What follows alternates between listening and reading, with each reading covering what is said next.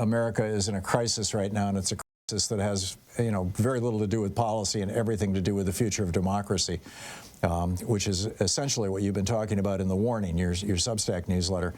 What's your assessment, particularly given what we've seen over the last few days with these seemingly insane suggestions, cabinet positions coming out of Mr. Trump, which I'm thinking he's putting people in to break the American government, arguably because he's working for Putin, or because he and Putin share the similar ideal of making the world safe for autocrats to hell with democracy. I'm curious your take on all this.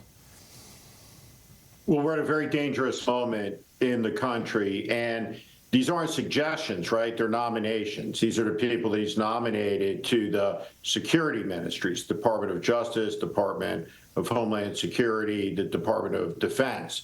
And they are all historically, spectacularly unfit, unqualified for life and death jobs. And by any standard that existed just a few years ago, the society would have recognized that they're an abomination and that they're dangerous. And what Trump is doing is he is probing to see if the Senate will put up any limits to his authority. And then after this, I'll give you one scenario. Donald Trump could look at any Fox News lieutenant colonel and decide to nominate them to 4-star rank, put them before the U.S. Senate, and send them off to Command Central Command. He has that power with an acquiescent Senate. And so these people must be stopped. They must be confronted. It's not normal. It's not right.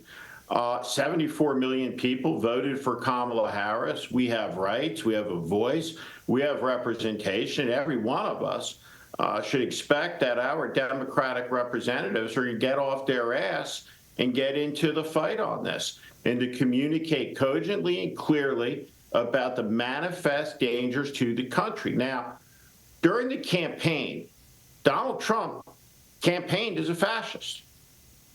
When the campaign ended, I was very clear, and I said to my readers, to my audience, that I will be precise in my use of language, that I will not call him a fascist as a president until he governs like one, with the full understanding that there's no person ever who campaigned as a fascist who did not govern like one.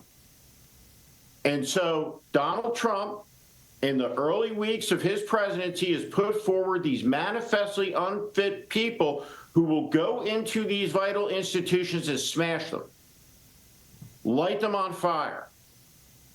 And so in the weeks and the months ahead, we're going to have some very difficult days in the country. We're going to see tremendous abuses. The president-elect indicated that the U.S. military will be deployed into the heartland of the country with unspecified authorities and orders to participate in the Great Deportation, and that there are some stories that indicate that one of the instructions is to build massive detention camps. Whatever that may look like and whatever euphemism we may choose or use to call them by. I lived in Germany for a little over a year back in the 80s, right up near the East German border, and recall that the first camps that were built, Dachau is probably the most famous, but the first camps that were built were prison camps. And the first people who were imprisoned in them were mostly the socialist and communist members of parliament and newspaper writers. I mean, it took Hitler less than 3 months to basically lock down all of Germany. He had the press within a month or two. To what extent do you think these prison camps that Trump is building for the illegal immigrants, for which he has broad support across the Republican Party, will be used for other purposes? Does that concern you? The abuse of power deeply concerns me. Do I think that we're going to jump into a moment where Trump Gestapo is going to be knocking on doors and dragging people away in the middle of the night? I don't. But I believe that people will be audited. I think that people people will be inconvenienced and harassed by their government, made to fear it. There will be a price to speaking out against Trump. The autocracy of the 21st century is much less heavy and burdensome than 20th century autocracies. And part of that is by gain of technology. During the Soviet Union, we have these images of very austere television. One of the lessons it said that Putin took away from the Cold War is that television will never be boring again.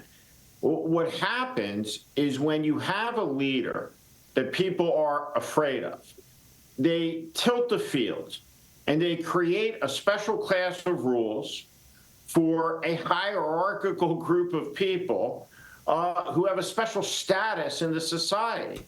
And those people can take what they want, can do what they want, do whatever they please, because they have the blessing and the favor of the leader who they support absolutely in his political endeavors. That's what's gone on in Hungary. And a lot of these MAGA Republicans fetishize Viktor Orban. Yeah. That's what they like. Yeah. That's what they want. So they talk about illiberal democracy, where the president has a real power to control through intimidation, for say, what you're going to see on your screen. Yeah, which is really an autocracy. It's a form of government where it appears that you have a democracy, but nothing actually gets done that doesn't benefit the rich. It's kind of a subset of oligarchy. Let me lay a scenario out for you and get your thoughts on how Democrats or Americans should respond, because I'm increasingly convinced this is what's going to play out. January 20th, let's say, the afternoon of January 21st, Congress goes back into session. And Mike Johnson proposes a resolution. There's a particular type of resolution that includes, that requires the consent of the Senate to participate in this. So it's called a concurrent resolution. So he puts forth a concurrent resolution saying that on January 22nd, the House of Representatives and the Senate are going to go into recess. And John Thune, not wanting to stick his neck out, doesn't say yes. Instead, he says, no, we don't agree to that. We'll take March 5th, or just, no, we don't agree to that. Under Article 2, Section 3 of the Constitution, a provision that has never, this particular provision has never been used before, if the House and Senate don't agree on a concurring resolution to go into recess, the president makes the decision and can force both of them into recess. So Trump comes in and he says, okay, John Thune is not agreeing with Mike Johnson. Mike Johnson put this resolution forward. Therefore, I am declaring that the House and Senate are in recess for the next, week. I think it has to be more than 3 days to satisfy the Supreme Court's requirement that they laid on Barack Obama. In 1 hour, basically, he recess appoints every single one of his cabinet members, the whole parade of horribles, and they're all legal now until January 21st of 2027. What do we do? By the way, we've got about 2 minutes here before we hit a hard break I can't control. The first thing we would have to do is to recognize America's new reality, and the new reality that at a functional level, the republic, the one designed by Washington and Adams and Jefferson and Madison, will have fallen functionally. Yeah. And it will have fallen with a procedural vote and a parliamentary trick. And that will be it. We will have made it almost 250 years. And what Trump will then stand as is an American Caesar, unchecked, unbowed, unrestrained, above the law, with a compliant, capitulating media, and a feckless Congress, a fair number of goofball Democrats in gubernatorial offices, and we will be in big trouble. And at that point, there will have to be a movement of Americans that protest, that strike, that do everything they can to make it stop. Do you really think, though, that a procedural move?